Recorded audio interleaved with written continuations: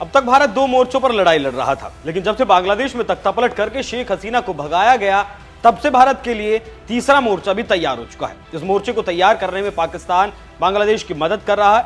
नवंबर महीने में खबर आई थी कि 52 साल बाद पाकिस्तान से हथियारों भरा एक जहाज बांग्लादेश पहुंचा है। उसके बाद आईएसआई का दखल लगातार बांग्लादेश में बढ़ता चला गया। अभी हाल ही में छुपते छुपाते आईएसआई का एक डेलीगेशन बांग्लादेश पहुंचा था। पाकिस्तान को लगा कि भारत को इस बारे में कानो कान खबर नहीं होगी, लेकिन भारत को पल पल की जानकारी थी। कौन कौन लोग आए हैं, कौन कब आया, कब गए और किस फ्लाइट में आए, इस बात का खुलासा खुद पाकिस्तान की तरफ से किया गया। पाकिस्तान को खबर नहीं थी कि भारत का इंटेलिजेंस इतना मजबूत है, कि उसे पल पल की खबर है। 21 जनवरी से 24 जनवरी तक आईएसआई का यह डेलीगेशन बांग्लादेश में रहा। इस बारे में भारत को हर पल की खबर थी। भारत के खिलाफ पाकिस्तान एक और दुश्मन तैयार कर रहा है, लेकिन उसका मंसूबा कामयाब नहीं होगा। कैसे नहीं होगा वो भी आपको बताऊंगा, लेकिन पहले यह समझ लीजिए कि पाकिस्तान फिलहाल हैरान भी है और परेशान भी है। भारत में पाकिस्तान के उच्चायुक्त रहे अब्दुल बासित ने खुद बताया कि आज भी भारत बांग्लादेश के भीतर बहुत मजबूत है। अब्दुल बासित ने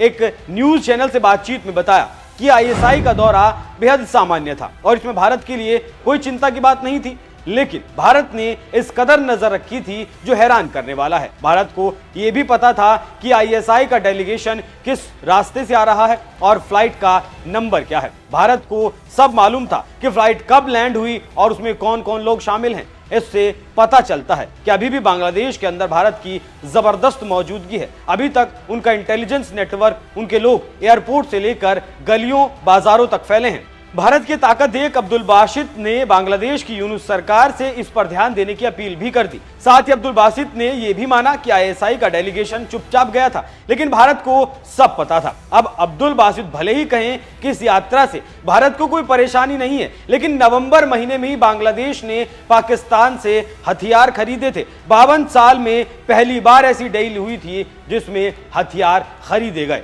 फिर ये क्यों खरीदे गए? एक तो बांग्लादेश फटेहाल है, बदहाल है, और दूसरा कंगाली में आटा गीला कर लिया हथियार खरीदकर। पाकिस्तान ने भी अपना एक और कटोरा पार्टनर बना लिया और इस कटोरे को खाली करने का काम अमेरिका ने कर दिया। अमेरिका ने कैसे शेख हसीना का साथ दिया वो भी आपको समझाऊंगा। उससे पहले समझ लीजिए कि कितना हथियार खरीदा गया बांग्लादेश के द्वारा। खबरों के मुताबिक बांग्लादेश ने पाकिस्तान से करीब 50,000 राउंड गोला बारूद, 3,000 यूनिट टैंक गोला बारूद, 50 टन आरडीएक्स विस्फोटक समेत 20,000 राउंड गोला बारूद की सप्लाई की है। दिलचस्प बात यह है कि बांग्लादेश ने हथियारों का जो ऑर्डर दिया वो शेख हसीना के समय खरीदे गए हथियारों से बहुत ज्यादा था। इसके कारण 52 साल बाद हथियारों से भरा एक जहाज पाकिस्तान से बांग्लादेश के चटगांव बंदरगाह पर पहुंचा, जिसमें यह बताया जा रहा है कि हथियारों के अलावा कुछ और भी सामान शामिल था। 1971 के बाद यह पहला मौका था। इस खरीदारी में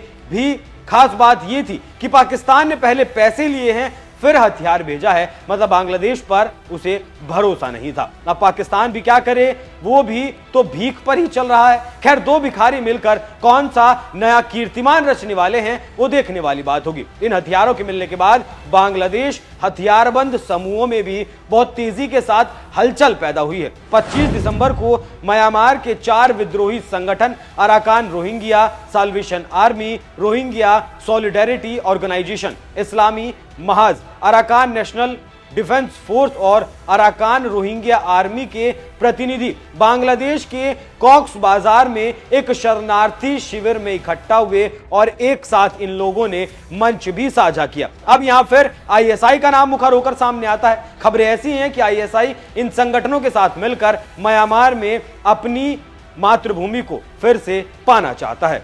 आईएसआई की मदद बांग्लादेश के अधिकारी कर रहे हैं और मोहम्मद यूनुस की सरकार ने इन्हें इजाजत भी दे रखी है। बांग्लादेशी सेना को पाकिस्तानी सेना ट्रेनिंग भी देने वाली है। आईएसआई बांग्लादेश के भीतर भारत के खिलाफ माहौल तैयार करने का भी काम कर रहा है, लेकिन बांग्लादेश पाकिस्तान का यह खेल ज्यादा दिनों तक चलने वाला नहीं है, क्योंकि अमेरिका में डोनाल्ड ट्रंप आ चुके हैं और ट्रंप के साथ शेख हसीना के संबंध अच्छे हुआ करते थे। ट्रंप के शपथ लेते ही शेख हसीना ने ट्रंप से फोन पर बात की थी और उसके बाद एक चिट्ठी भी लिखी थी, जिसके बाद अमेरिका की तरफ से बांग्लादेश को दी जाने वाली आर्थिक सहायता पर रोक लगा दी गई। बांग्लादेश की कुल जीडीपी 2023 में 43,741 करोड़ डॉलर थी और 2023 में अमेरिका ने बांग्लादेश को 10 करोड़ डॉलर से ज्यादा की आर्थिक सहायता दी थी। 2024 में यह आर्थिक सहायता 9 करोड़ डॉलर से ज्यादा थी और अब इस पर पूरी तरह से रोक लगा दी गई है। तो बांग्लादेश की हालत और ज्यादा आने वाले वक्त में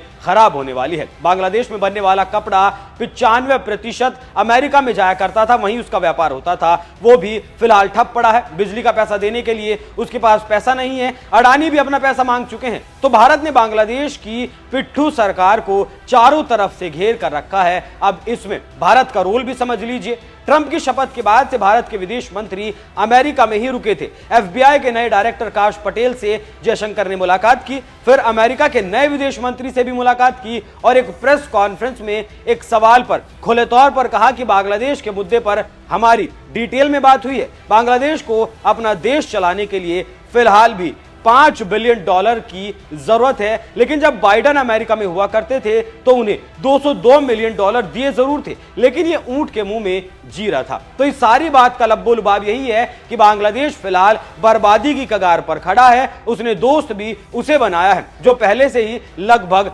चाइना के हाथों बिक चुका है। भारत की बांग्लादेश के भीतर कितनी ताकत है वो ये दोनों नए दोस्त बांग्लादेश और पाकिस्तान समझ चुके हैं, और सिर्फ बांग्लादेश के भीतर ही नहीं, दुनिया में भी बांग्लादेश को भारत कितना प्रभावित कर सकता है ये भी बांग्लादेश जान चुका है। रही बात आईएसआई की, तो वो बांग्लादेश के साथ मिलकर भी भारत का कुछ बिगाड़ नहीं पाएगा। चारों तरफ से बांग्लादेश घिर चुका है और आईएसआई का साथ लेना भारत के खिलाफ बांग्लादेश को आने वाले वक्त में बहुत महंगा पड़ने वाला है। बाकी पूरी खबर पर क्या कुछ आपकी राय कमेंट कर में जरूर बताएं। धन्यवाद।